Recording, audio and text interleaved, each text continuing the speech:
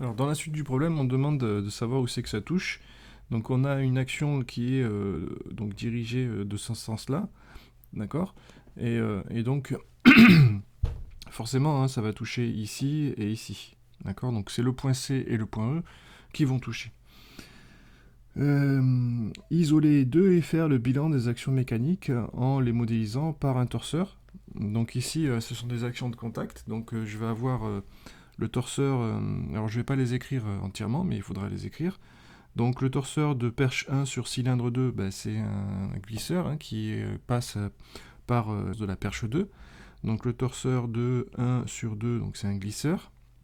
Le torseur de 3 sur 2, alors cette fois-ci au point C, alors on va le considérer comme une action particulière, et puis le torseur de 3 sur 2 au point E, d'accord. Eh bien, donc ces trois torseurs sont des glisseurs. Et comme ces trois torseurs sont des glisseurs, la propriété va s'exercer, et parce qu'on est en statique ici, hein, du cylindre 2 par rapport au câble 3, parce que ça bouge. Et donc, eh bien, ils vont tous se couper en un point.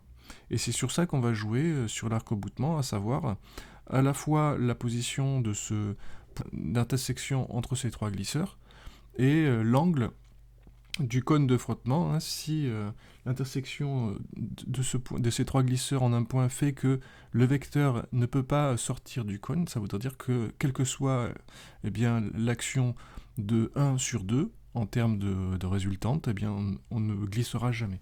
Donc c'est ce qu'il faut regarder dans le cours.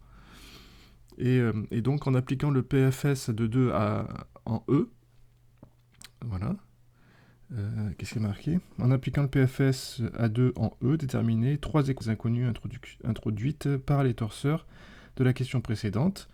Et puis, bon, voilà, on fait au fur et à mesure l'ensemble, et puis on fera une application numérique avec un coefficient de frottement et une dimension. Voilà. Donc je ne donne pas le corrigé en entier, parce que c'est des choses qui sont à la fois dans le cours et qu'on verra en classe.